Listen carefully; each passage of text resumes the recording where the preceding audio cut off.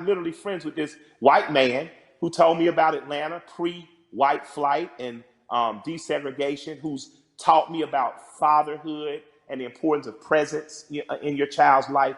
That doesn't happen if we're not open for it to happen. So an allyship with white people doesn't have to be an organization of saving the world. But you do have to do what me and Keith did.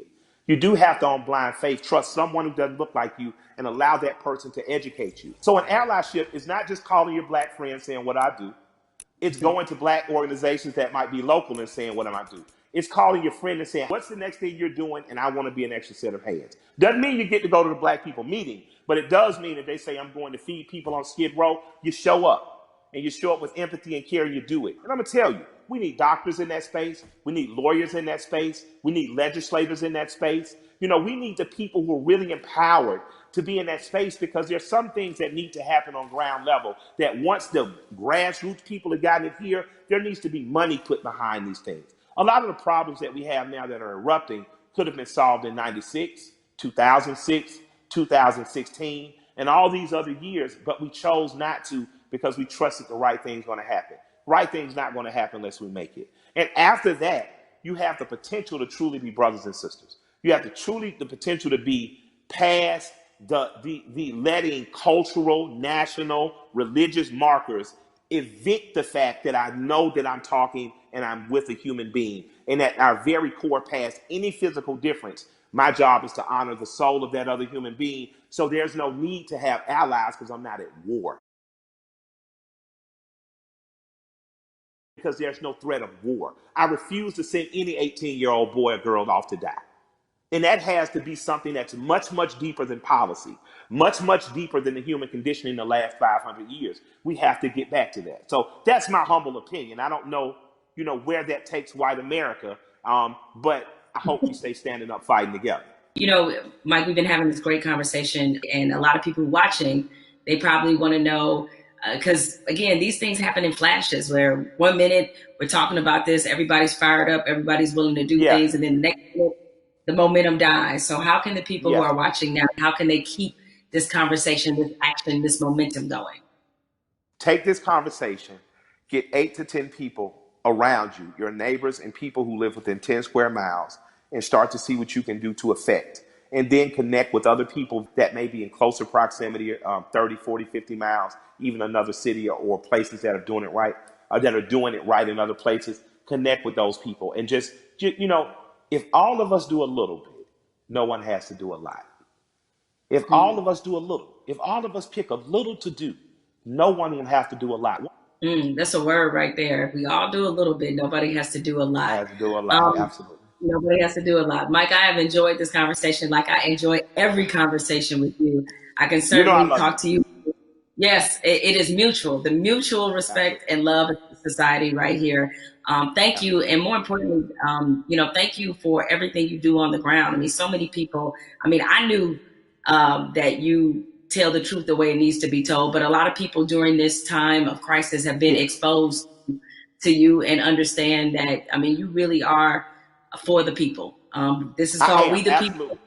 This is you all day long. So thank you for all the work and all the inspiration, all the words, everything that you're adding to this conversation, and more importantly, to this action.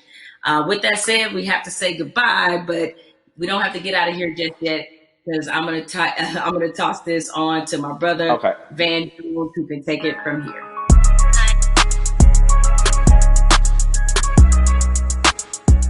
Jamel and I, we spent the past hour, we've been talking to Killer Mike, we've been talking to Elaine Welteroth. We also got a chance to see that amazing video from Lil Baby. Jamel, what did you get from your conversation with Killer Mike? And more importantly to me, what do you make of this moment that we're in? The one thing you can always expect from Killer Mike is blunt honesty. I think that's why a lot of people look at him as a really credible voice right now.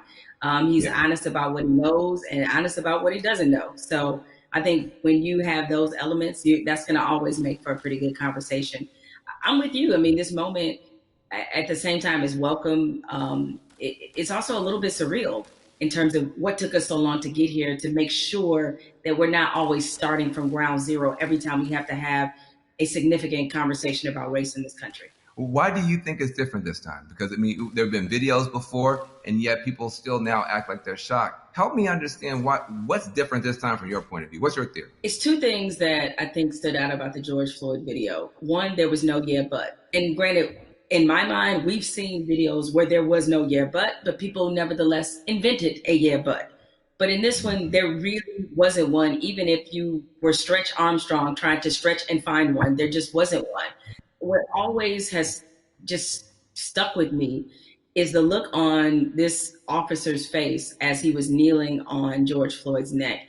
It was so cold. It was as if this were Thursday. And he showed such a little emotion,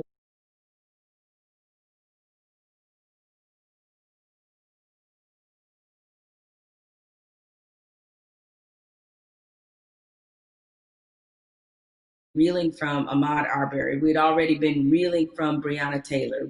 And even though the situation wasn't fatal, there was definitely a storm of frustration at what happened with Christian Cooper. So this all together leads us to this moment where finally, even the most adamant naysayers who wanted to pretend as if this wasn't a structural problem, what could they say?